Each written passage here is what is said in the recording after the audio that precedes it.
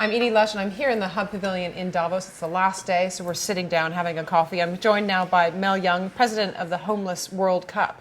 Tell me what it is.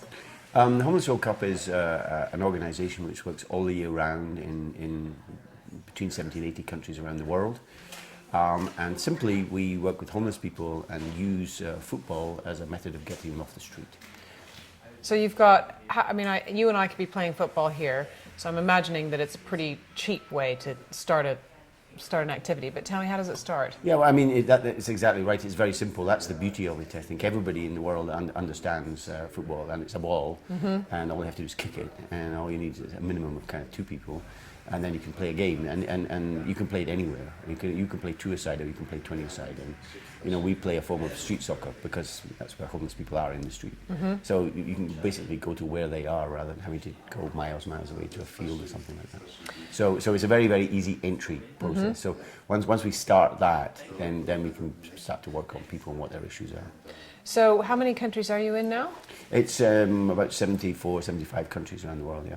And then you take teams from different countries to... Yeah, well what we have is kind of the tip of the iceberg, if you like. Our marketing arm is an annual event, and it's what homeless people kind of look for to try to get on the team. So what we do is pick, each country picks players from the people they're working with, and they represent their country.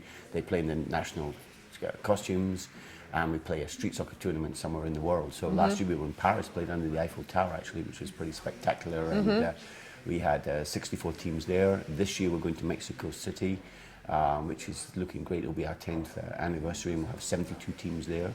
And so it's an aim for people. I mean, I think it's, you know, you need to wake up in the morning with a goal, I think, you know, and everybody does that. So you did that this morning, and I did that, and if you're homeless, you probably don't have that. So it's an opportunity for people to think, okay, I can maybe get on the team, and so that's what we do. And then it's you know, once a year it's a celebration, really, of our activities.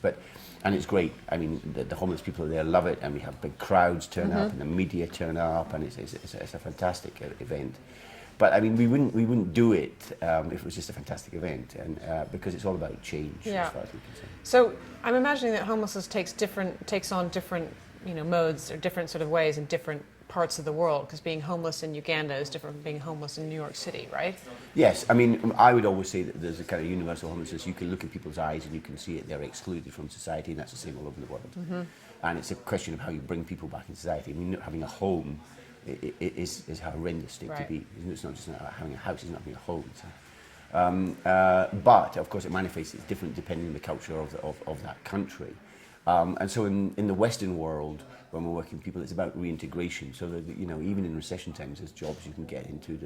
You can get people into college and so on. You can get people off drugs, and that's what we do. That works.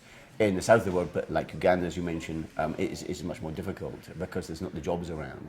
So there, as you mentioned, Uganda, we our partners over there.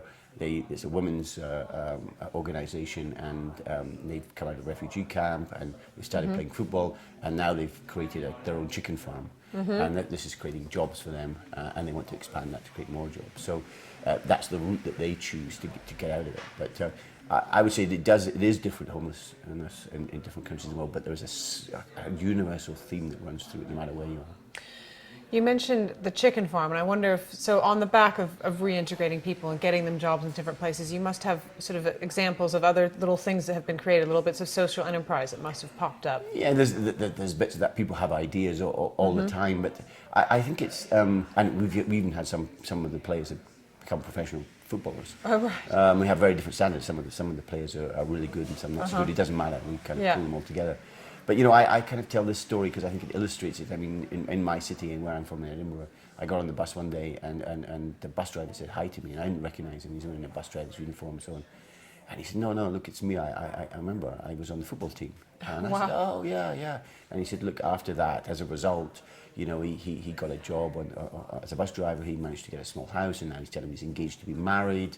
And he's telling me his life's completely changed. And I'm getting chills. You know, it's extraordinary. But it's not the kind of spectacular Walt Disney stuff. He's driving a bus, but he's in our society now, and he's going to whatever route he's going to go in his life, same as you and me, whatever twists and turns it is. But he's in our society, and that's the difference. So that I think that kind of little story kind of illustrates what's Yeah. going on up around the world.